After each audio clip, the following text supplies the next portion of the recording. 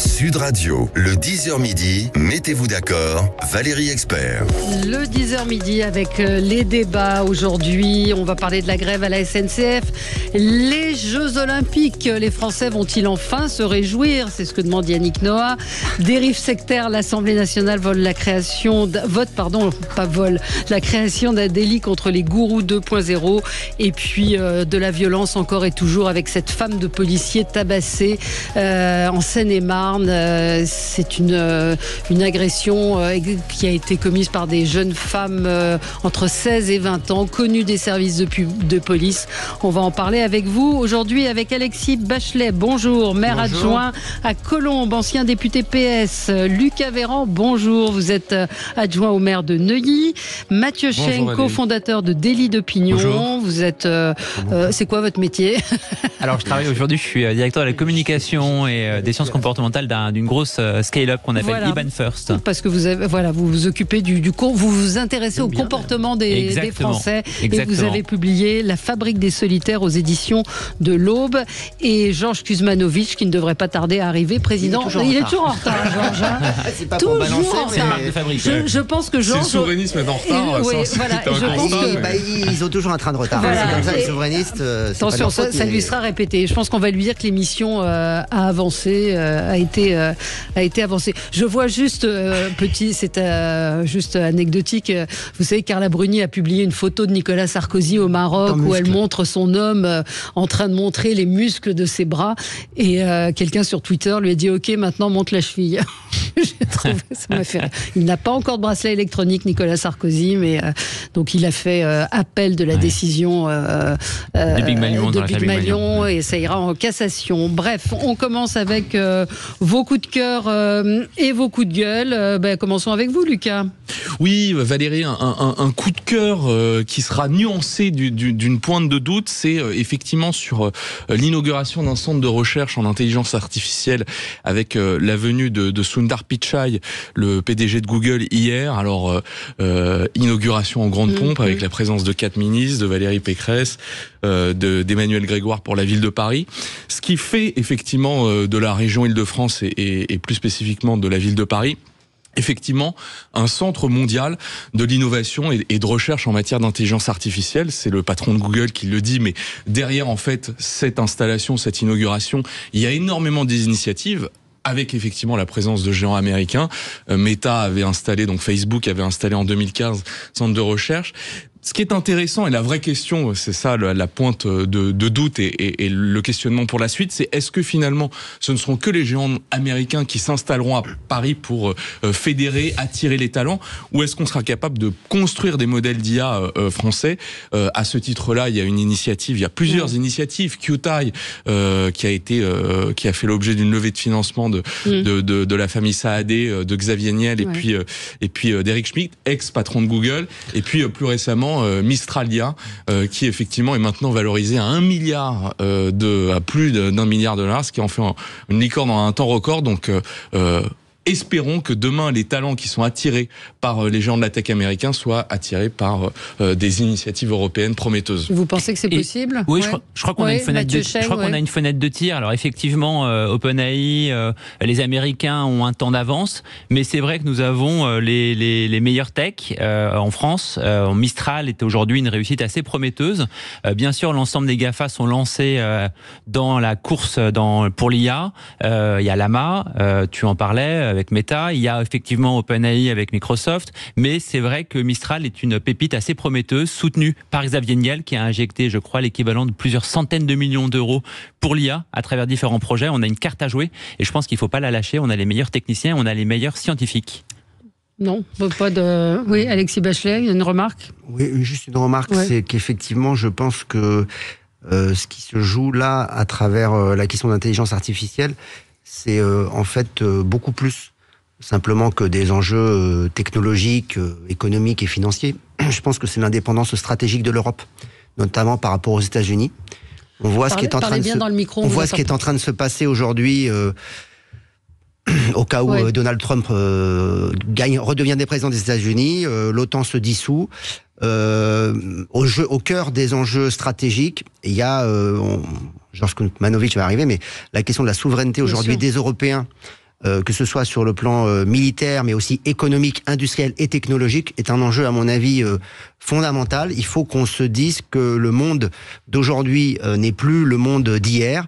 Nos alliés américains peuvent demain ne plus être nos alliés. Ce sera toujours des partenaires, mais ça peut ne plus être des alliés. Et dans ce cas-là, c'est toujours l'enjeu de continuer à construire une Europe puissance entre un bloc asiatique mené par la Chine qui fera de cadeau à personne et les États-Unis aux propensions isolationnistes qui n'ont jamais été aussi fortes aujourd'hui. Et pour aller dans votre sens, Alexis, j'espère. Au milieu de tout ça, il y a ce qu'on appelle le soft power, pour que les Français comprennent. Le soft power, c'est la capacité d'influencer les comportements, la vision du monde.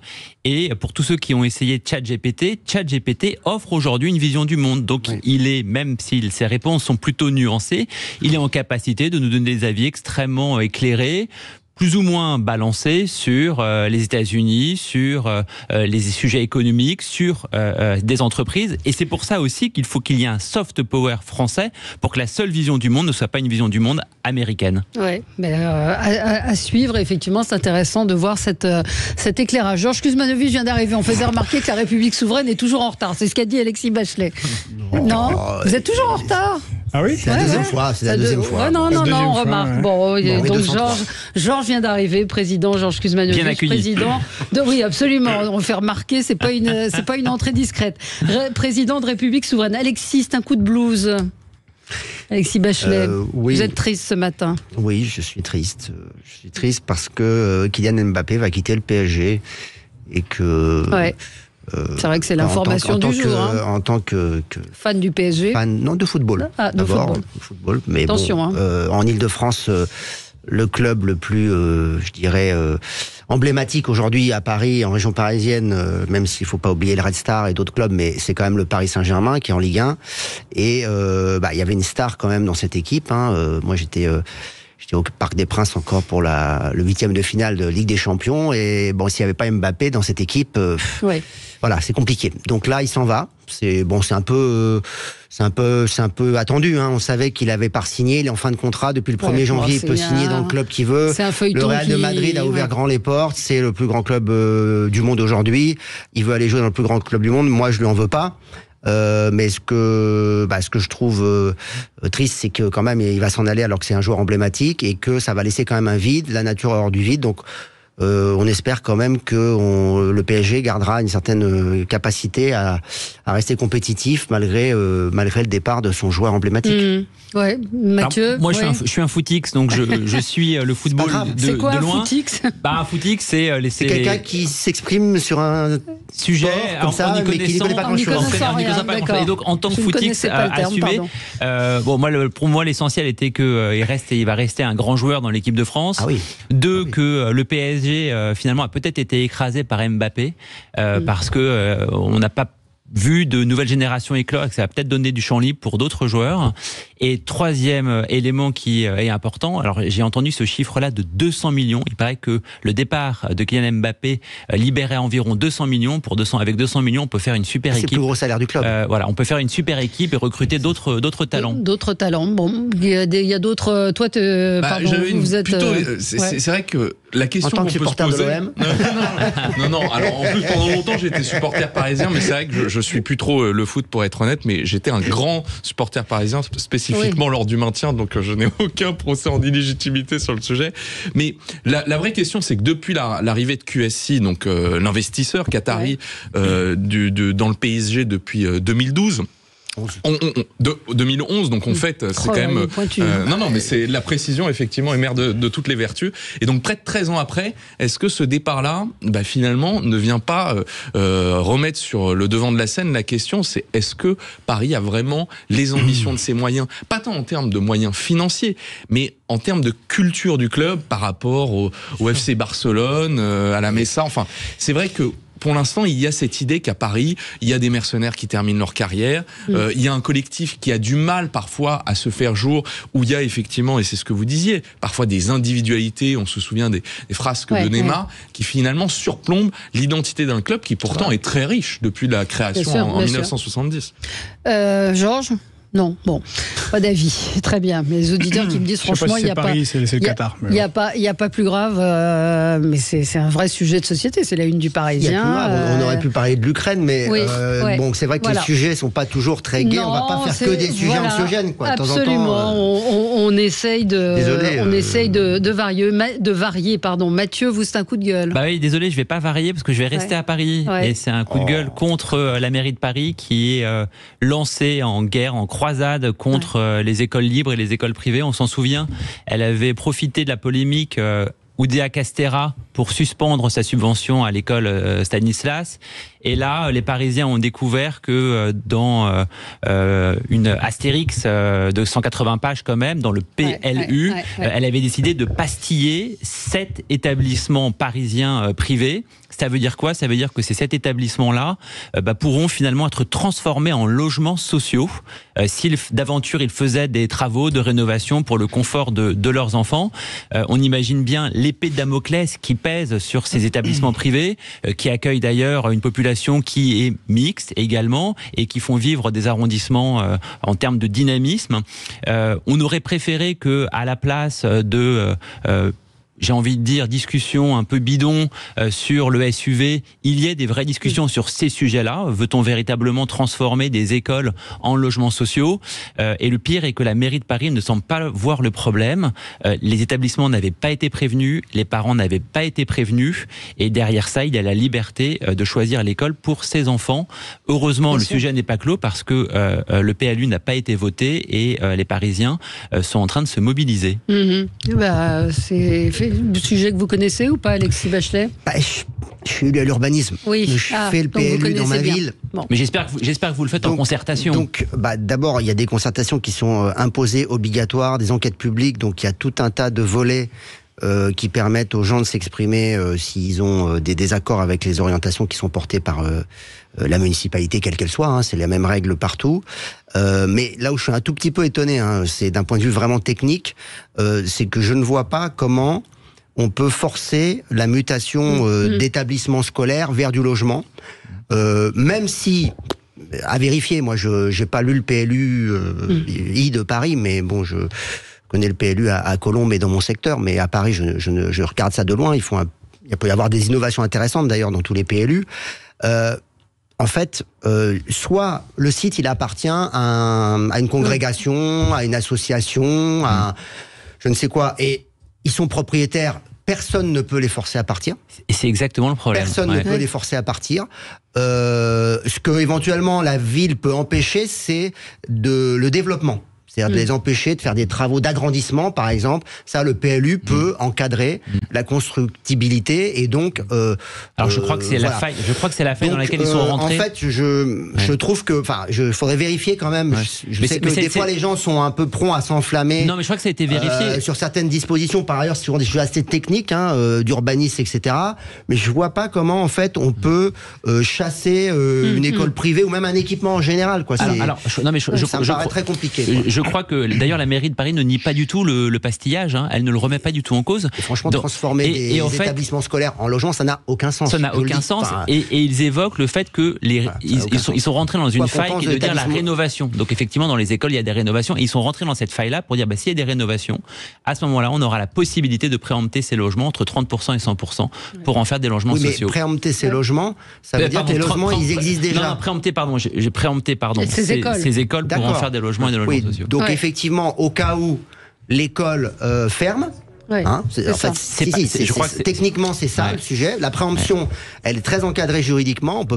Une ville ne peut pas préempter un foncier sans avoir, le contrôle de mon collègue, sans avoir un intérêt général, à éventuellement s'appuyer sur une réglementation spécifique. Donc peut-être effectivement la mairie dit il y a des fonciers parfois importants, ça peut être des fonciers importants et stratégiques. Donc la ville dit éventuellement si un jour cet établissement disparaît, nous on est acheteurs. Et c'est s'il y a des extensions aussi, si l'un des établissements doit réaliser des travaux d'extension. Ce qui arrive régulièrement pour s'adapter aux normes, il devra convertir entre 30 et 100% de cette nouvelle surface en logement social. Exactement. Voilà. C'est ce que dit la mairie de Paris. La mairie de Paris l'assume. Ouais. Voilà, on se retrouve dans un instant avec vous sur Sud Radio.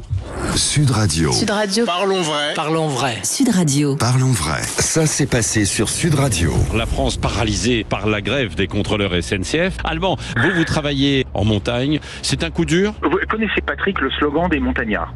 Ça s'appelle « La montagne, ça vous gagne ». Ah oui, d'accord. Oui. Eh bien, nous les montagnards, on a envie de dire « Vos grèves, ça nous gave ». Sud Radio, parlons vrai. Carrefour. Sud Radio, le 10h midi, mettez-vous d'accord, Valérie Expert. Et nous avons commencé les débats déjà aujourd'hui autour de cette table. Georges Kuzmanovic, président de République Souveraine, Lucas Véran, adjoint au maire de Neuilly, Alexis Bachelet, maire adjoint à Colombes et ancien député PS, et Mathieu Cheng, cofondateur du site Délit d'Opinion. Et vous avez publié La Fabrique des solitaires aux éditions de l'Aube, et vous êtes un observateur de la société. On évoquait, on va peut-être pas refaire le débat, mais la classification politique des intervenants, c'est un sujet qu'on a abordé hier avec François Jost, très compliqué pour certains de dire, et encore une fois, vous n'êtes pas monolithique, Alexis, on sait où vous vous situez puisque vous avez été adhérent à un parti, mais pour Georges aussi, mais c'est très très compliqué. Je ne vais pas vous demander vos opinions politiques quand vous arrivez. Surtout, ce que je trouve compliqué, c'est que du coup, ça met un peu au banc énormément de personnalités, titulaires d'un mandat électif ou non, qui en fait ont envie de s'exprimer, mais qui ne rentrent pas dans une case. C'est-à-dire que cette incitation à effectivement ficher pour équilibrer les temps de parole, amène chaque média à se poser la question dans sa programmation, il faut que je prenne quelqu'un estampillé telle étiquette, et donc ça réduit, on va dire, les facteurs, un peu les profils qui sont peut-être, parce que indépendants, plus nuancés ou plus libres d'expression. Donc, je trouve que c'est regrettable dans la philosophie d'effectivement. C'est une atteinte grave.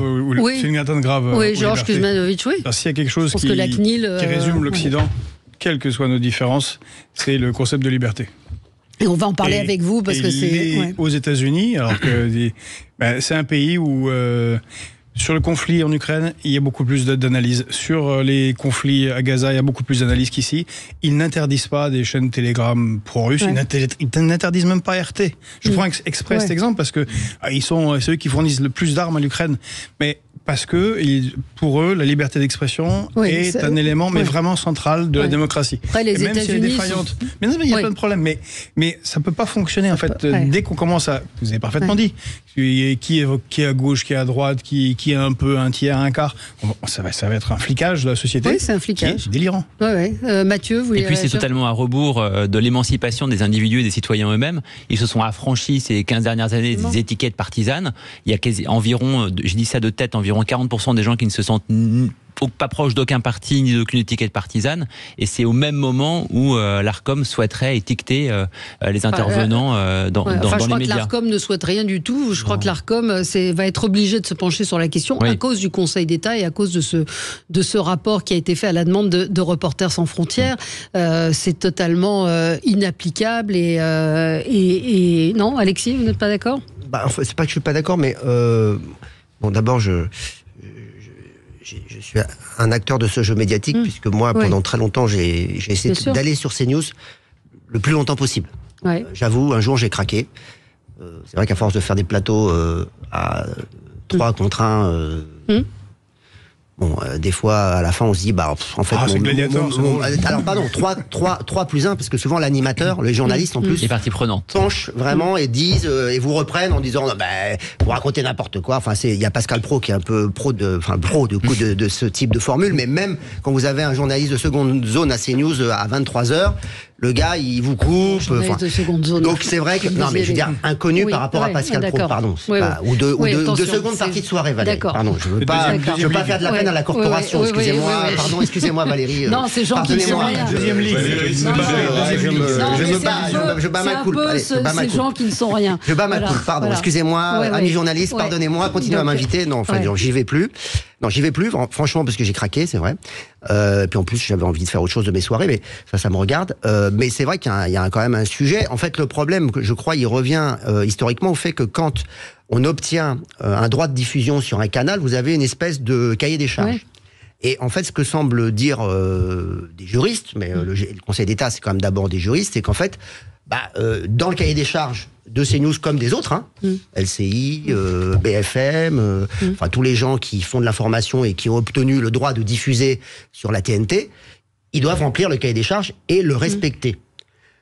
Bon, visiblement, je crois qu'on est tous d'accord, quoi qu'on pense de CNews, pour dire que CNews penche un peu quand même. Le respect du pluralisme, bon, alors on nous dit oui, mais si, regarde, et justement le débat est très intéressant parce que comment ils contournent le respect du pluralisme CNews ? En fait, c'est qu'ils invitent justement des chroniqueurs qui sont entre guillemets apolitiques. Sauf que pour l'avoir vécu, quand vous êtes sur un plateau et que vous avez 3 chroniqueurs, enfin un avocat, un ancien journaliste, un ancien député, un ancien ceci, et que systématiquement ils défendent un peu les mêmes options autour du plateau, et quand vous êtes un gars de gauche, vous avez un peu l'impression d'être la grenouille dans l'eau bouillante. Voilà, mais après, soit vous acceptez cette règle du jeu, et je regarde pas souvent CNews, mais je vois bien que quand moi, ça fait 1 an que j'y vais plus, mais que ça décroît. C'est-à-dire qu'il y a de moins en moins de gens qui sont de mon périmètre idéologique au sens large, qui y vont parce que je pense qu'on a tous à un moment donné vécu la même expérience. Juste une question. Parce qu'il y a un truc. Imaginons que maintenant on se mette à sérieusement regarder qui défend des politiques néolibérales sur quelle chaîne. Ça serait comme faisait Chomsky, c'est 95% contre 5%. Quand on défend les services, tu sais très bien, quand on défend les services publics, quand on défend la répartition de la richesse plus juste, ne serait-ce qu'à l'époque gaulienne, mais on est écrabouillé à chaque fois par des intervenants qui défendent le néolibéralisme, les traités de libre-échange, la Commission européenne, immédiatement. L'ARCOM ne semble pas choqué par ce phénomène. Or, à ce moment-là, non, mais on est en droit d'aller après, en tant que citoyen, au Conseil constitutionnel. Après, c'est l'offre et la demande. Il y a des gens qui regardent. Alexis, ce que vous décrivez, certains débatteurs se sont retrouvés dans votre situation en ayant une sensibilité plutôt de droite sur une chaîne comme France Info. Où ils se sont retrouvés à 1 contre 4 dans des débats. C'est pas les mêmes formats d'émissions quand même. Comparé, si. Je sais qu'on aime bien dire oui, alors il y a des chaînes. Non, mais France Inter, il y a France Inter. Bon, le parallélisme tient pas. Pardon. Non, le parallélisme, je trouve que il tient pas, je pense. Et franchement, et c'est la réponse, c'est que cessons de vouloir imposer à toutes les chaînes le pluralisme au sein d'elles. L'important, c'est que dans les chaînes du paysage audiovisuel français, chacun puisse y retrouver son compte. Je pense que chacun a le droit d'avoir une ligne, etc. Mais le service public, c'est vrai qu'il y a parfois des plateaux qui peuvent, je comprends votre inconfort, être assez durs pour les personnalités qui sont à gauche, mais je trouve que c'est dommage de les déserter. L'ARCOM n'avait rien trouvé à redire sur CNews, et c'est Reporters sans frontières qui a porter la question devant le Conseil d'État à partir du rapport de François Jost qui était chez nous hier. Donc c'est là où c'est... Mais en vrai, c'est un débat qui va s'éteindre de lui-même parce que on parle de la pluralité dans les chaînes de télévision, à la radio, mais en fait les bulles de filtre qui nous menacent, c'est celles qu'on retrouve sur les réseaux sociaux et qui font que aujourd'hui, la plupart des gens consomment entre 2 heures et 4 heures les réseaux sociaux par jour et ils se retrouvent dans des bulles de pensée totalement homogènes où ils ne que les mêmes pensées convergentes. Et donc finalement, ce vieux monde va mourir. Enfin, malgré nous. Et c'est là-dessus qu'il faut, je pense, se pencher pour essayer de comment faire pour casser ces bulles de filtre qui emprisonnent les gens dans leurs convictions et qui empêchent le dialogue avec l'autre. C'est une réforme qui serait intéressante. En fait, tous ces problèmes viennent de ce qu'on a depuis longtemps en sciences sociales, en particulier en France. C'est soi-disant neutralité axiologique. Il faut faire semblant d'être neutre. C'est bien de Max Weber. Il faut faire semblant d'être neutre. En fait, on n'est pas... Personne n'est neutre. Et il y a une approche américaine, c'est Wright Mills, qui la propose, c'est de pouvoir s'exprimer en disant d'où on parle. Oui, ça s'appelle une ligne éditoriale. Et de dire, nous on est de droite, on est conservateur, on est ultra-libéraux, on est libéraux et très libéraux sur le social, on est... De le dire. Une fois que c'est dit, tout va bien. On peut venir à 1 contre 5, on sait où on va. Et pas tout le monde fait non, nous on est très, très, très... Ce que demande le Conseil d'État, c'est que tout le monde dise d'où il parle. Et donc quand j'ai posé la question à François Jost hier de savoir... C'est la chaîne éditoriale de la chaîne qui est importante. Mais alors ils m'ont dit non, nous on touche pas à la ligne éditoriale, c'est pas notre sujet. Sauf que c'est le sujet, la ligne éditoriale. C'est le vrai sujet. Et donc François Jost, je lui dis mais alors comment on va faire ? Il dit il y a des pistes pistes. Donc, soit c'est du déclaratif, donc je vous demande tous quand vous arrivez, vous êtes de droite, vous êtes de gauche. Ça, c'est pas possible. Oui, mais c'est ce que demande. C'est ce que demande l'Arcom. Enfin, c'est ce que demande le conseil. Un QCM pour savoir qui nous sommes. C'est pour ça que ça pourra pas fonctionner comme ça. Et le deuxième qui est, pardon pour moi, totalitaire et fascisant, c'est-à-dire qui dit bon, les mots sont jetés. Les propositions qui sont faites donc à l'Arcom, les 3 pistes. La première, c'est le déclaratif. Bon. La deuxième, c'est de regarder si vous avez été dans une manifestation. Si vous avez soutenu un parti, si vous êtes allé... C'est le faisceau d'indices. C'est le faisceau d'indices. Pardon, c'est du... C'est du flicage. Je suis d'accord. C'est du totalitarisme de savoir... Notre parti politique. Pardon. J'ai un exemple. On pourrait même regarder l'entourage. Est-ce que l'entourage les influence? C'est ça. République souveraine. Les dernières élections législatives. On s'est retrouvés. Oui. D'abord, Darmanin a fait une note au préfet en disant bon, tous ceux qui sont souverainistes, vous mettez à droite, là, du côté de Zemmour. Bah, ordre.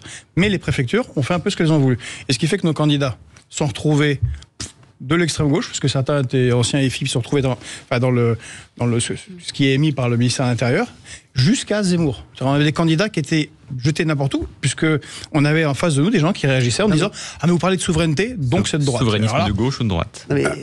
Non, mais dans les gauches républicaines. Ah oui, mais vous parlez de souveraineté, donc vous êtes de droite. Non, je suis les fous.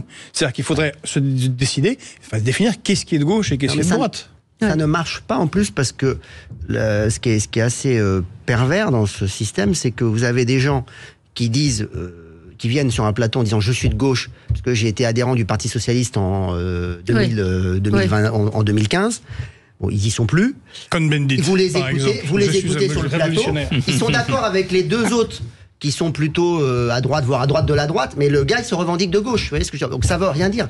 Le problème de l'Arcom, c'est que c'est des mauvaises réponses à un vrai problème. Le vrai problème, c'est que, voilà, soit on exige du pluralisme sur tous les médias parce qu'il y a un cahier des charges et parce que c'est la culture française, la neutralité axiologique, on veut voilà, du pluralisme, soit effectivement on change ces cahiers des charges et on dit, on accepte des médias d'opinion, qu'il y a un Fake News à la française, qui est voilà, une chaîne, je sais pas, la France Insoumise à un moment donné avait essayé de lancer un média, bon ils n'étaient pas sur les canaux mainstream, mais via Internet ça existe aussi. Voilà, il y a plusieurs manières d'aborder le sujet, mais là clairement les réponses de l'Arcom elles sont bidons, ça marchera jamais. Mais c'est intéressant parce qu'effectivement je l'avais pas relevé. Ouais. La question par exemple de la création du média par la France Insoumise répond d'une logique qui en fait condamne un peu leur mode de raisonnement sur ces news. Ils se disent finalement n'estimant pas être justement représentés, on va nous-mêmes créer un groupe média émettrice d'une ligne idéologique pour faire valoir, essayer de... Sur laquelle il y aura pas beaucoup de pluralisme. Voilà, et sur laquelle, le seul point la France Insoumise qui est invoqué, c'est que... Attendez, oui, Mathieu Le seul argument qui est co-invoqué, c'est que l'espace qui est alloué sur ces chaînes, je ne connais pas les détails, mais est un prêt accordé par l'État. C'est ça. Pour avoir accès. Donc c'est ce qui est derrière. Public se donne le droit d'encadrer tout ça. Et ce qui est derrière tout ça, c'est effectivement la fréquence de CNews et de C8 qui va être réexaminée. Et donc d'où des coups de boutoir de part et d'autre en disant mais derrière c'est l'hypothèse qu'on leur reconduise pas leur ce qui me frappe moi dans cette affaire, c'est quand même l'amateurisme du patron de Reporters sans frontières qui est allé à poil, chez Pascal Praud se faire exploser parce qu'il avait aucun argument, et les arguments hier de François Josse qui a fait qu'on reçoit nous régulièrement, qui sont, me semble-t-il, totalement déconnectés de la problématique en fait. Donc bon, passons. Passé un bon moment. Mais non, nous on a discuté de façon très très courtoise, mais je lui ai posé les questions factuelles. Mais c'est vrai que quand il me dit mon rapport il a été fait il y a 2 ans et j'ai regardé CNews pendant 15 jours, j'avoue que j'ai ouvert des yeux en me disant mais le Conseil d'État s'est appuyé sur un rapport qui date d'il y a 2 ans. Peut-être que les choses ont empiré d'ailleurs depuis 2 ans. Je suis pas sûr que la diversité soit améliorée sur CNews. Je suis pas sûr que ce soit un problème, mais la diversité n'a pas dû s'améliorer en l'espace de 2 ans. Bref, on y revient. Et puis Georges, on va parler avec vous aussi de questions de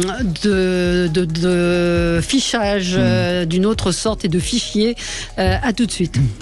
Sud Radio, votre attention est notre plus belle récompense. Et Samy nous appelle de Lyon avec cette nouvelle fréquence, le 105.8. Moi, je vous écoutais déjà depuis pas mal de temps via l'application, mais maintenant, je peux vous suivre partout sur cette nouvelle fréquence. Sud Radio, parlons vrai. Sud Radio, le 10h midi, mettez-vous d'accord, Valérie Expert. Et on est ensemble avec vous jusqu'à midi pour commenter l'actualité avec Georges Kuzmanovic, Lucas Véran, Alexis Bachelet et Mathieu Cheng. Alors Georges, je vous ai squeezé votre coup de gueule, mais vous allez pouvoir le faire maintenant.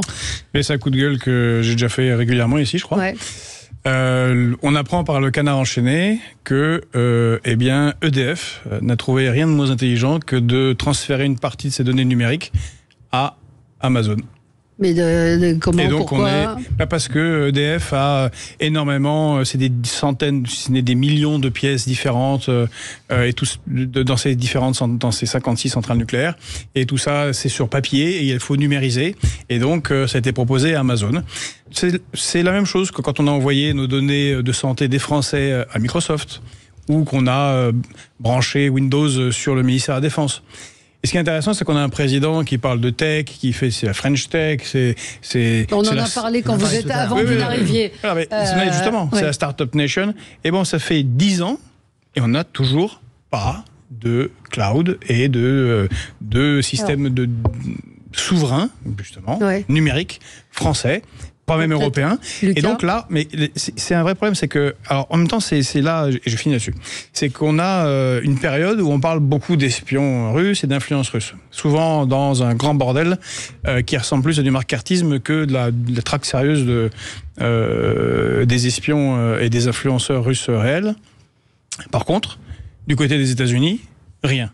Or, il y a un rapport de la DGSI qui vient de sortir, la DGSI, Direction Générale de la Sécurité Intérieure, qui explique que, au cas où ça ne se saurait pas, mais normalement on devrait le savoir, que les États-Unis et les services de renseignement américains, entre autres la CIA, par le biais de l'extraterritorialité du droit américain, pillent nos brevets et nos industries. Et donc ça se fait, et c'est nos alliés. Et quand vous discutez avec des industriels comme ceux d'Airbus, mais ils vous disent, oui, les Chinois nous espionnent, les Russes nous espionnent. Maintenant, les Indiens s'y sont mis aussi. Ils font pas que des cheese naan. Ils envoient des trucs sur la Lune. Non, mais c'est un grand pays, donc ils font de l'espionnage. Mais voilà, on contre. Mais là, le problème, c'est qu'avec les Américains, c'est open bar. C'est nous qui leur donnons les clés. Et encore une fois, ça vient d'être fait avec EDF, c'est délirant. Donc on a donné, si je comprends bien, ces données, on a transféré ces données à Amazon pour qu'ils puissent les numériser, c'est ça? Alors en théorie, Amazon les transmet directement. En théorie, dans le cloud, il y a une anonymisation. On ne donne pas les données telles quelles. Alors certes, il ne faut pas être naïf. Certes, ils peuvent avoir un accès, ils peuvent détourner, mais en réalité, il y a des protocoles qui sont assez stricts et qui font que les données qui sont données à Amazon Web Services sont totalement anonymisées. Non, il y a des règles aux États-Unis qui dépendent de leur ministère de l'Intérieur. Le nom m'échappe. Il y a des règles européennes. Du Department of Justice. Il y a des règles européennes, sont-elles respectées ou non, mais il y a des règles européennes. Si les serveurs d'Amazon sont aux États-Unis et que le Doge tape à la porte d'Amazon et dit nous on veut ça, ils n'en peuvent pas refuser. Oui, bon, mais là, ça sera officiel. Et c'est même obligatoire. Ça sera pas d'espionnage. Ils ont même obligation de transmettre c'est la loi. Mais là, c'est pas de l'espionnage. Non, mais bon, c'est justement, c'est même pas l'espionnage, c'est qu'on donne nous-mêmes. On a qui comme acteur français aujourd'hui qui aurait pu gagner cet appel d'offres ? C'est comme la souveraineté sur le médicament. On a eu le Covid. Qu'est-ce qui a été fait ? Vous connaissez une usine française d'installation de médicaments génériques ? Non, il n'y en a pas. Donc, on sera pieds et poings liés à la prochaine crise sanitaire. Et c'est la bonne question qu'il faut se poser, parce que effectivement, globalement, gérer la planification et la maintenance des centrales nucléaires, en fait, on est obligé de le faire. Et donc, on est obligé d'avoir recours à une solution. Or, aujourd'hui, de la même dimension qu'Amazon Web Services, il n'y en a pas. Alors, pour peut-être abonder dans votre sens, peut-être que le détricotage et le détourage d'Atos n'a pas aidé. Mais ce qui est certain, c'est qu'il n'y a pas de solution. Donc, on est obligé de recourir. Je pense que l'enjeu... Les centrales nucléaires françaises ont fonctionné très longtemps. Pour gérer la planification et la maintenance, visiblement, de ce que je comprends, c'était un impératif pour gérer la planification et la maintenance. Je suis pas expert du tout. Tant qu'on n'a pas, on ne fait pas. Tant qu'on n'a pas, on ne maintient pas le centre, le parc nucléaire français. On est d'accord, c'est quand même absurde de transmettre l'investissement de générations de Français dans ce qui fait un des éléments de notre force à des données à une puissance étrangère. C'est un impératif pour permettre la planification de la maintenance. Mais en soi, c'est dingue Oui. Ça ne se fait pas. Oui, je dis même pas si ça permettrait de gagner 2 ans en planification. C'est comme l'intelligence artificielle tout à l'heure. En fait, vous avez des gens américains qui ont développé des solutions. Ces solutions, effectivement, ont des positions tentaculaires sur leurs marchés respectifs. C'est quoi la réaction de la puissance publique ? C'est soit effectivement l'investissement, mais on est exsangue en matière de finances publiques. Donc on saura difficilement mettre, sans les capitaux privés, des milliards sur la table pour répondre à ces enjeux. Ça, c'est une défense du gouvernement. Sous François Hollande, quand son conseiller était un certain monsieur Emmanuel Macron, et qu'on a installé Ballard, eh bien, les militaires, qui ne sont pas tous complètement crétins, voulaient d'un système d'exploitation libre, genre Linux. Mais c'est quoi Qu'est-ce qu'on leur a imposé ? Windows. En fait, il y a des moyens. Non, mais quel est le rapport avec ça ? Le rapport, c'est que ces gens-là, qui sont au pouvoir depuis plus de 10 ans, transmettent une approche globalisante. Alors, je vous pose la question de l'émergence d'un acteur qui a les compétences. Eh bien, visiblement, ces gens-là, depuis plus de 10 ans, ne s'intéressent pas à l'émergence d'un acteur français du numérique. Non, mais il est vrai problématique. C'est problématique théoriquement. Le fait de devoir fournir des informations à AWS, Amazon Web Services, que malgré l'ensemble des protections européennes, il est certain que je ne connaissais pas ce dispositif. Si la législation américaine impose d'avoir accès aux données, nous sommes tributaires d'une législation américaine que nous ne maîtrisons pas. Et à côté de ça, nous n'avons pas les acteurs français capables de pouvoir opérer sur le cloud. C'est une députée macroniste que j'ai écoutée par hasard hier soir sur LCI, sur l'histoire des espions russes. Et tu regardes LCI quand même. C'est intéressant, c'est assez divertissant. Mais elle a dit, j'ai appris une chose et j'ai vérifié.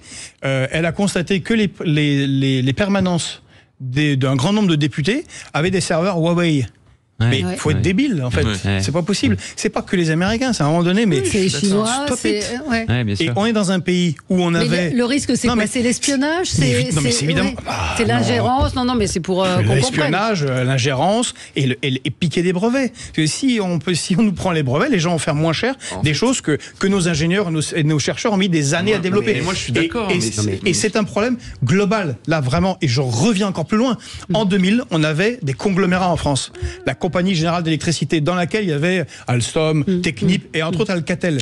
On était premiers mondiaux. On a réussi en 10 ans à détruire et en 10 ans, on n'a pas réussi à remonter quoi que ce soit. Ça veut dire que ceux qui sont au pouvoir actuellement, et depuis 10 ans au moins, ne le veulent pas. Politiques quand même, Non. Ils ne le veulent pas. Oui, mais il y a eu... juste, CQFD. Mon point est de dire, en fait, je pense qu'objectivement, autour de la table, on ne se dit pas youpi tralala, on donne nos données aux Américains. Je pense que personne ne se réjouit. Macron pourrait dire ça, non, mais il ne fait rien. Mais personne ne se réjouit de cet état de fait. L'état de fait aujourd'hui, c'est que, typiquement, par exemple, pour beaucoup d'entrepreneurs qui veulent développer leurs services dans des marchés étrangers, en fait, un acteur comme AWS est celui qui a des conditions d'émergement des données qui comply le plus avec les règles de conformité, de gouvernance des données locales. Un acteur français n'a pas nécessairement pris l'ampleur dans les différentes régions du monde. Vous venez de dire, la DGSI alerte sur le fait que les États-Unis utilisent la compliance qui est relative à leurs lois. C'est pas nos lois. Bon. On a quand même des gouvernements qui acceptent que des lois étrangères... pas les lois américaines. Mais bien sûr que si. Mais non, je vous parle des lois asiatiques sur les marchés, par exemple, indonésiens. Oui, parce qu'elles se raccordent tous à la compliance américaine. C'est compliqué. Un auditeur me dit, les Chinois ont interdit les GAFA américains, ils ont développé les leurs qui sont aujourd'hui aussi performants. Il faut juste accepter d'utiliser des outils moins performants pendant quelques années. Et c'est vrai qu'on n'a pas... Bravo à cet auditeur. Il devrait être secrétaire d'État, ministre en charge du numérique. Et un autre me dit, on n'a pas assez de... Si on revient dans les détails, il y a des pépites françaises qui naissent et on se rend compte, alors c'est une capacité d'investissement, c'est qu'à partir du moment où ces entreprises atteignent une certaine taille, alors on parle de l'univers de la tech, à ce moment-là, ce sont des capitaux américains qui ont les capacités de pouvoir leur faire grandir et que ces grandes entreprises-là, elles basculent aux États-Unis. On en a plein d'exemples, notamment Dataiku, qui est une entreprise de data extrêmement performante. À partir d'un certain seuil, elle bascule aux États-Unis. Allez, on s'interrompt pour une petite minute et à tout de suite. Sud Radio, le 10h midi, mettez-vous d'accord, Valérie Expert. Sud Radio, le 10h midi, mettez-vous d'accord, Valérie Expert. Le sujet du jour, eh bien, c'est encore et toujours la grève à la SNCF. J'ai envie de dire marronnier à chaque vacances scolaires. Hélas, ça touche beaucoup de gens qui veulent prendre le train, partir. Vous savez, moi, ce matin, j'ai une amie qui part en voiture parce qu'elle m'a dit, voilà, j'en ai marre. Je sais qu'à chaque fois, c'est ce qui nous arrive. D'abord, ça me coûte très cher. Ça nous coûte moins cher en voiture. On a fait le calcul. L'année dernière, on était 5, on a payé très cher, on a été arrêté à Grenoble, il y a eu un changement de locomotive, on est resté bloqué 5 heures à la gare. Ne parlons pas des sandwichs Ouigo qui coûtent le prix du train. Donc, la grève, question qui revient éternellement, avec toujours cette question, faut-il interdire la grève pendant les... Ça fait un moment que vous venez sur mes plateaux, Alexis, je pense que ce débat, on l'a eu... Oui, Alexis, il doit être pour des 150 fois. Ouais. Alors, Mathieu, vous vouliez dire quoi ? En fait, j'ai envie de dire, je pense que c'est même plus la question de savoir s'il faut interdire la grève. La véritable question et le véritable scandale, c'est est-ce qu'on a encore en face de nous un service public ? Est-ce qu'on a encore en face de nous un service public quand les prix, notamment les prix des TGV, sont inabordables pour une majorité de Français ? Est-ce qu'on a encore un service public quand il n'y a plus de service ? Le train Paris-Limoges, qui est le marronnier, les TER dans la région Hauts-de-France, avec des défauts énormes en termes de sécurité, en termes de fréquence, qui font qu'aujourd'hui, pour les Français, le compte n'y est pas. Et à côté de ça, ils payent une fortune. Ouais. Ils payent double, ils payent triple. Ils payent pour des billets de train qui sont hors de prix. Ils payent notamment pour le TGV. Ils payent lorsqu'ils doivent rembourser les 35 milliards de dettes qui ont été récupérées, qui sont à nouveau portées par l'État et donc par les citoyens. Ils payent 20 milliards de subventions chaque année. Ce qui s'est passé en réalité, c'est qu'on a vécu, sans le dire, une captation d'un bien public par une minorité. Il y a une minorité, je ne dis pas tous les agents de la SNCF, une minorité au sein de la SNCF. Je pensais qu'on parlait des actionnaires. Qui a capté ce service public. Et donc, moi je pense que la question qui doit être posée, c'est est-ce qu'il vaut mieux pas une bonne privatisation plutôt qu'une mauvaise captation. Et je vais un cran plus loin. Ça s'est pas bien passé en Angleterre, non, mais la privatisation. Est-ce qu'il est normal aujourd'hui qu'il y ait entre 20 et 40 jours d'absence par les agents de la SNCF en moyenne. Est-ce qu'il est normal qu'il y ait 20% d'augmentation de salaire depuis 2020 et qu'il y ait encore des grèves en décembre 2022 encore aujourd'hui ? Aujourd'hui, il y a une situation qui n'est plus acceptable par les Français et je pense que le vrai mot qui doit être posé, on objectera que les privatisations n'ont pas toujours été efficaces. Orange, ça s'est fait dans la douleur. On ne doit pas oublier la souffrance notamment des salariés. Mais France Télécom a réussi grâce aux salariés, à faire une transition dans la douleur. Il y a des privatisations qui fonctionnent. Aujourd'hui, on perd sur les deux tableaux avec la SNCF. On paye extrêmement cher. Le service, il est déjà privatisé dans les faits, parce qu'il est hors de prix, et la qualité de service n'est pas là. Le Karl Marx des libéraux s'appelle Adam Smith. Il a écrit un livre qui s'appelle Richesse des nations. Et il n'est pas lu par les libéraux comme les communistes ne lisent pas Karl Marx. Et Adam Smith explique très bien que les transports font partie de ce dont doit s'occuper l'État pour permettre le business. Et surtout pas privatisé. Ça s'est fait en Grande-Bretagne, vous l'avez rappelé Valérie, c'est une catastrophe au point où Boris Johnson, qui est quand même franchement pas un bolchevique, a été obligé de renationaliser. Parce qu'on est arrivé à un état de désintégration totale. Le fait est que la privatisation et la destruction du service public est en cours, en particulier par le gouvernement. Enfin, il fonctionne déjà pas le service public, donc ça marche pas non plus. Ça ne marche pas. Aujourd'hui, Madame Borne, quand elle était ministre du Transport, a mis en place le pacte ferroviaire voulu par l'Union européenne, la privatisation du fret, la fermeture des petites lignes, et ainsi de suite, la réduction des personnels, le changement des statuts.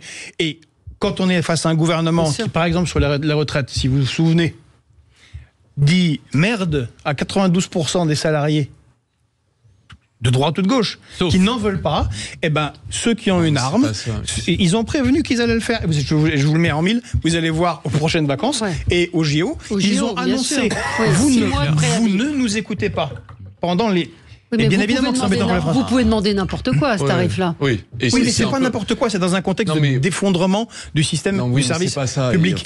Mais si, vous aurez... Ils font la grève en se disant j'espère que Karl Marx va être écouté aujourd'hui. Peut-être, sans doute, mais deux éléments. Déjà, personne n'a voulu tout privatiser. En tout cas, moi, c'est pas un discours que j'entends. En revanche, ce qui est certain, c'est que, et il y a déjà des exemples, c'est que ce soit Renfe, que ce soit Trenitalia, qui sont par ailleurs des sociétés détenues par des capitaux publics d'autres pays européens, introduire introduire sur un certain nombre de trajets de la concurrence. Ça permet de faire baisser les tarifs, donc de protéger le consommateur et son pouvoir d'achat. C'était vraiment très visible pour les téléphonies et l'électricité. Non, mais je ne parle pas d'une mise en concurrence globale, parce que, en effet... Pour la téléphonie, on a des tarifs les moins chers au niveau européen. Que ce soit pour les infrastructures, les coûts de maintenance sont immenses, etc. Donc en fait, la puissance publique ne peut pas se désintéresser. Mais en revanche, introduire ici et là, pour permettre même aux acteurs historiques de gagner en performance opérationnelle des bouts de mise en concurrence, ça, globalement... Mais il n'y a aucun argument, là, c'est l'idéologie. Vous dites que la privatisation, c'est bien parce que ça améliore, mais pourquoi ? Non mais quel est l'exemple? En fait, c'est toujours la privatisation ou la collectivisation. En fait, il y a des degrés de nuance en fonction des secteurs. Et voilà. Et le deuxième point, parce que quand même, c'est qu'en effet, moi, ce que je crains, c'est qu'en fait, les Français se détournent du cœur de la SNCF. Enfin, parce que quand on voit effectivement ce qui a été décidé. Une prime de 400 € en mars qui s'ajoute à 400 € distribués en 2023. Une revalorisation de l'indemnité de résidence à 100 € minimum dans les territoires comme l'Île-de-France, où le logement, bien évidemment, coûte cher. 3000 promotions supplémentaires, 1000 recrutements en plus cette année, en plus des déjà 7500 budgétés sur les postes de contrôleurs. Je veux dire, c'est qu'effectivement, beaucoup de Français qui nous écoutent, a fortiori qui travaillent pas dans des grandes entreprises, se disent, en réalité, moi, dans mon quotidien, je n'ai pas... Alors, je joue pas le jeu de la comparaison. On parle des cadres d'entreprise dans les multinationales ou... On parle des avantages des cadres dans les multinationales? Non, mais là, c'est pour tout le monde. C'est toujours facile. Il y a des mouvements de grève aussi. Non, c'est très là, on en est à la privatisation. Moi, je vous parle de ce week-end et des grèves. Et le sentiment que j'ai, c'est que les clients, en regardant les avantages qui ont été obtenus par la négociation salariale, d'ailleurs, la CFDT n'annonce pas faire grève, ils se disent, franchement, on me bousille mes vacances alors qu'il y a eu des avancées et qu'on a l'impression que c'est effectivement le chantage est sans fin, puisqu'il y a ce volet de on va dire un peu de blocage sur le quotidien des Français qui fait qu'en fait il y a. Et je dois dire que dans ce contexte, le président Farandou est assez courageux. Parce que il a eu un discours assez ferme. SNCF, oui, le président de la SNCF, Monsieur Farandou, a un discours assez ferme vis-à-vis des équipes de contrôleurs qui font grève et qui sont minoritaires. Qui, d'ailleurs, c'est une émanation qui ne vient pas à la base des syndicats, mais qui vient de groupes Facebook et qui ont été récupérés par Sudrail notamment, mais c'est une émanation très locale. Alexis, la grève à tout prix. Quand on aura remplacé tous les contrôleurs par des drones programmés avec ChatGPT qui feront le même travail sans jamais faire grève, bon, ça, on aura réglé le problème. Mais c'est pas la question. Mais c'est quoi? C'est la grève à tout prix? C'est le droit de grève jusqu'au bout, avec effectivement un pouvoir de nuisance, pardon de le dire comme ça, pour certains plus que d'autres. Moi, si je fais grève, ça va déranger personne. Alors attendez, laissez Alexis finir. Il y a un sujet, c'est que ce qui est quand même intéressant, c'est d'analyser un petit peu comment le mouvement se construit. Il passe pas par les syndicats. Pourtant, les syndicats sont historiquement assez forts, assez structurés à la SNCF. Là, c'est des mouvements entre guillemets non représentatifs, puisque c'est des gens sur les réseaux sociaux qui se regroupent et qui montent une grève via Facebook ou les boucles WhatsApp, comme on l'avait vu d'ailleurs au moment des Gilets jaunes, donc où il n'y avait pas de représentativité. C'était bon. Donc ça, c'est compliqué parce que déjà, ça veut dire qu'il y a un échec du dialogue social dans l'entreprise. Et même les syndicats eux-mêmes devraient s'interroger sur leur représentativité si les mouvements les plus durs, les plus je dirais, menaçants pour le fonctionnement du service sont complètement en dehors de tout champ d'organisation existante. C'est donc aussi un échec pour la direction. Que bon, Farandou, il peut dire ce qu'il veut, mais enfin, à un moment donné, il va quand même avoir des comptes à rendre, et il a déjà des comptes à rendre, et c'est pas normal, effectivement, que à chaque vacances, et a fortiori, on parle aujourd'hui des JO, il y ait un mouvement social qui perturbe le fonctionnement et qui met effectivement, pourquoi on parle de privatisation, pourquoi on a ce débat-là, parce qu'effectivement, il y a des gens qui disent, c'est simple, il suffit le problème, si c'était privatisé. Mais ça a déjà été privatisé. En fait, l'entreprise. Ça a été ouvert à la concurrence. Je dis que l'entreprise a déjà été privatisée, c'est-à-dire qu'elle a été captée par une minorité qui impose sa loi et que par ailleurs, il y a des tarifs qui font que la SNCF n'est plus abordable pour une majorité de Français. Les tarifs, c'est pas la faute des salariés qui font grève. Non, mais c'est des choix. En termes d'expérience perçue, en termes d'expérience perçue pour les Français. Aujourd'hui, il y a une captation d'un service qui devait être un service public et qui ne l'est plus. Oui, mais ça, c'est pas la faute des non, c'est pas la faute des grévistes, mais il y a quand même juste une parenthèse sur ce que vient de dire Mathieu. Et un auditeur me dit le train est plus cher que l'avion, ce qui est vrai, et le train est devenu inabordable, et les petites lignes ont été abandonnées. Eh oui, mais qu'est-ce qui reste du service public là-dedans ? C'est scandaleux. Qu'est-ce qui reste du service public ? D'accord, mais c'est pas la faute des contrôleurs. Non, c'est pas la faute des grévistes. Pardon, c'est pas la faute des grévistes. Pardon, c'est pas la faute des grévistes. Mais dans une entreprise, dans toute entreprise, au fait, il y a une gestion des coûts. Et en fait, pourquoi aucune entreprise n'accorde 20% depuis 1 an et demi, 20% d'augmentation de salaire en moyenne ? Pourquoi ? Parce qu'en fait, ça fait exploser les coûts. Et qu'à un moment donné, une explosion des coûts, ça finit par avoir un impact sur les tarifs des billets. Parce qu'on a oublié l'histoire sociale dans ce pays de manière tragique, je le constate. Le sujet est toujours abordé de manière tout à fait à la surface des choses.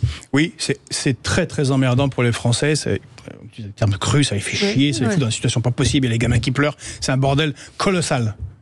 Et c'est vraiment merde. Pourquoi ils font ça à ce moment-là ? Très bien. Il y avait jusqu'en 1914 une section sabotage à la Confédération Générale du Travail. Non, mais attendez, c'est sérieux. Elle existe encore, hein, Non, elle a disparu, bien évidemment, elle a disparu au congrès de 1913.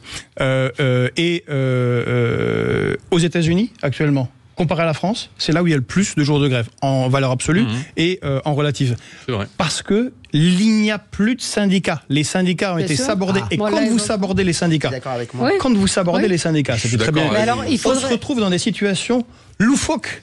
Que vous ne connaissez sûrement pas, mais à un moment, les croupiers, je prends l'exemple, parce que les croupiers, c'est pas franchement des révolutionnaires bolcheviques, de Las Vegas ont bloqué la ville pendant 2 ans. Il y a une augmentation à $15 de l'heure aux États-Unis qui a été faite dans les fast-foods par des grèves spontanées, sans aucun contrôle, comme il n'y a même plus d'interlocuteurs. Et donc on se retrouve dans une situation gilet jaune. C'est-à-dire on dégrade tellement la situation sociale que vous vous retrouvez dans une situation où il y a des gens font des grèves alors que les syndicats contrôlent rien. Et on arrivera un jour à ce qui se faisait avant, au sabotage. Et c'est arrivé aux États-Unis, c'est les célèbres histoires horribles des pneus Firestone. Je vous laisse, à ceux que ça intéresse, regarder ce qui s'est passé avec les pneus Firestone et les conséquences d'un blocage des grèves. C'est extrêmement intéressant, mais je pense que pour faire grève aujourd'hui, il faut avoir les moyens. C'est ça qui est terrible. C'est-à-dire que les intérimaires aujourd'hui, je pense que c'est le vrai scandale.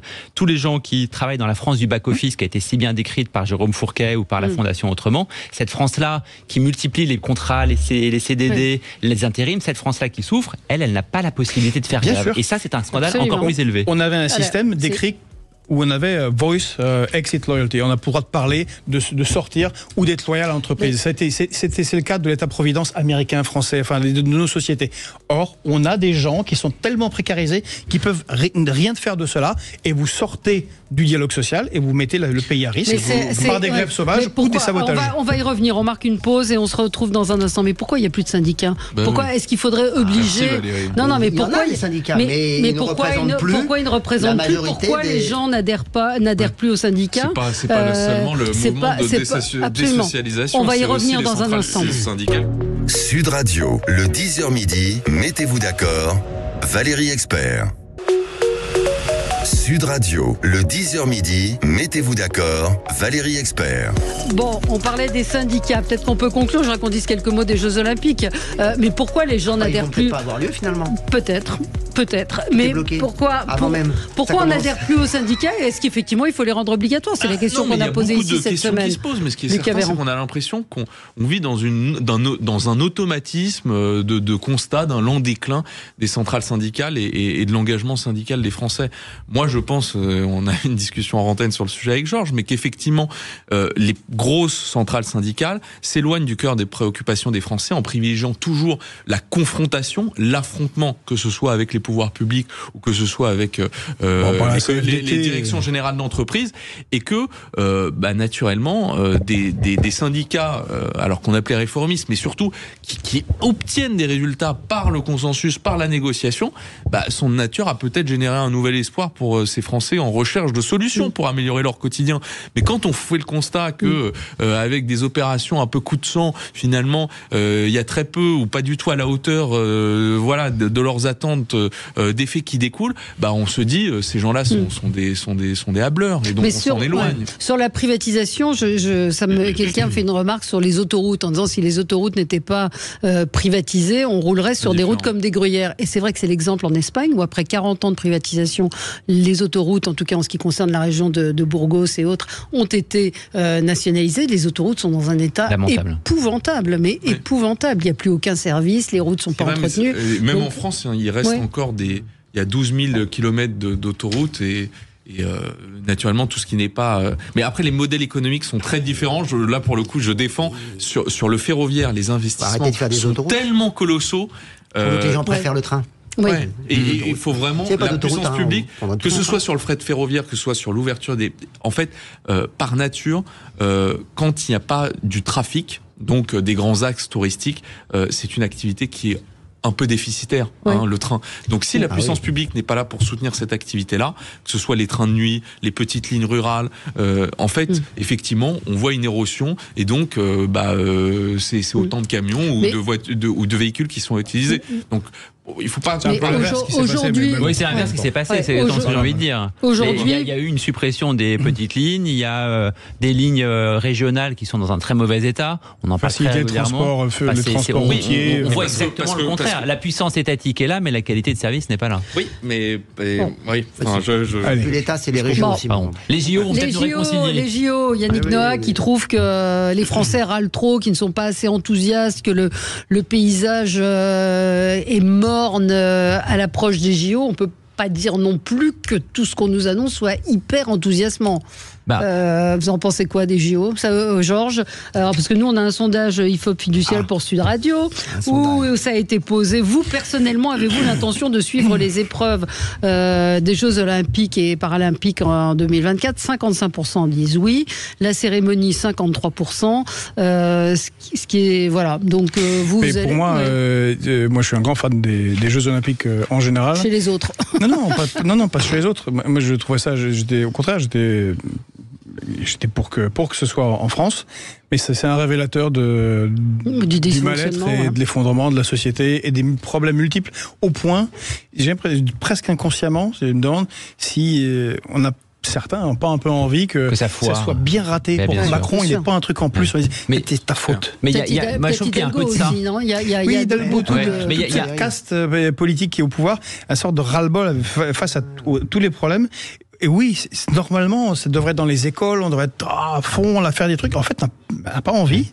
Et c'est l'indicateur que le pays est mal gouverné. Mais c'est un moment de vérité. Alors, ça a été souvent dit, mais il y a une partie des Français, d'ailleurs, dans le sondage, c'est assez éclairant. Catégorie populaire des électeurs qui votent plutôt pour les extrêmes, qui ont tendance à prendre de la distance par rapport aux jeux, et à pas du tout être engagés dans ces jeux. Et ce moment de vérité, c'est est-ce que la France appartient encore au club des grandes nations? Est-ce qu'on est encore capable d'organiser des grands événements, ou est-ce que les choses dit vulgairement vont foirer? Est-ce que les transports ne vont pas être au niveau? Est-ce qu'il va y avoir des problèmes de sécurité? Et je pense que le monde entier aura les yeux braqués sur nous, et ce moment de vérité, ça sera oui, nous sommes encore capables d'être une grande nation, ou au contraire, ça va être la confirmation pour toute une partie des Français que nous vivons un déclin. Après, est-ce que les hooligans anglais vont tout ça? Exactement. Petite parenthèse, j'ai le sentiment quand même qu'il suffit d'une petite étincelle pour que la joie, pour que les gens s'enflamment et pour qu'on vive un grand moment. Et il faut l'espérer aussi. Le sondage n'est pas si mauvais que ça. Vous, personnellement, faites-vous confiance ou pas confiance à notre pays pour organiser des événements internationaux comme les JO? Oui, 55%, donc c'est un peu plus d'un Français sur deux. Alexis, c'est pas mal? Non, c'est pas mal. Et puis en fait, je pense que on est vraiment dans la caricature de l'annonce de catastrophes inévitables. Parce que effectivement, c'est plus facile je vais critiquer un peu la bulle politico-médiatique, mais surtout médiatique.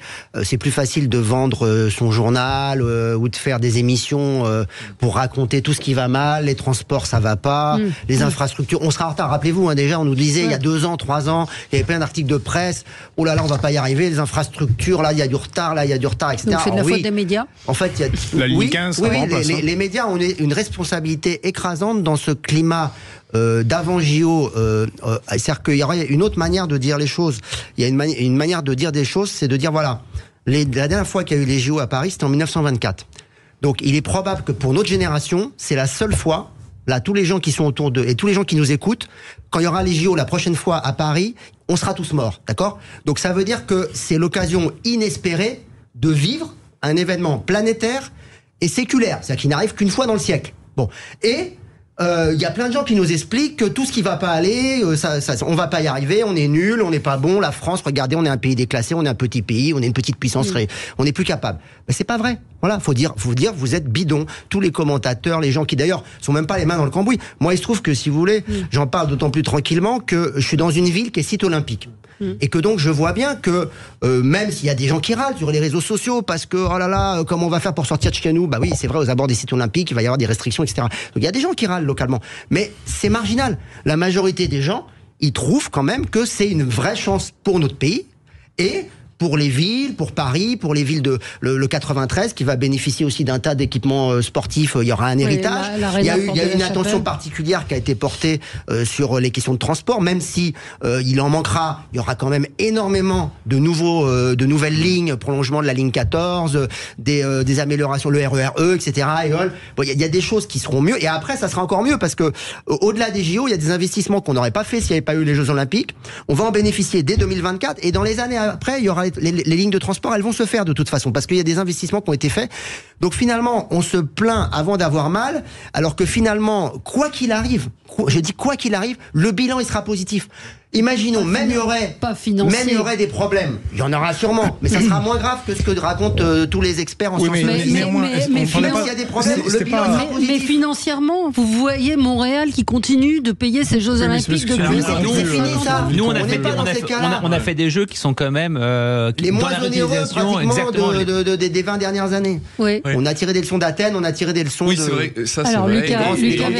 Lucas Véran. Pour le coup, alors, en fait, moi je pense que peut-être le vice initial, c'était d'avoir promis très très grand et peut-être d'avoir été éloigné de ce qu'on était susceptible de faire. Mais c'est sans doute un peu le but du jeu avec le Comité international olympique. Mais on avait promis une cérémonie d'ouverture à 6000 spectateurs. On apprend finalement, et c'est très bien, que ça sera capé à 300 000 spectateurs. Et en effet, sur les nouvelles infrastructures de transport, il y a un ensemble de retards qui sont déjà constatés. Globalement, et c'est vrai, c'est une fierté pour les Franciliens, pour les Français d'accueillir cette compétition. Je pense qu'on nous vend tellement la catastrophe générale qu'au final, j'ose espérer qu'on pourra que ça se passe bien. Voilà, on ne pourra être que agréablement surpris. Et deuxièmement, mais on peut se tromper. Et par ailleurs, sur ce côté problématique financière, je pense que c'est pas le cœur du sujet parce que énormément d'investissements vont bénéficier sur le très long cours. C'est-à-dire que ça a mis globalement un coup d'accélérateur sur la ligne 15, la ligne 16, la ligne 17 qui va permettre de se connecter au réseau historique. Il y aura le Grand Paris Express qui permettra de connecter Orly en 20 minutes au cœur de Paris. Donc il y a des choses qui ne sont pas neutres en termes d'investissement de long terme. Vous ne parlez pas de...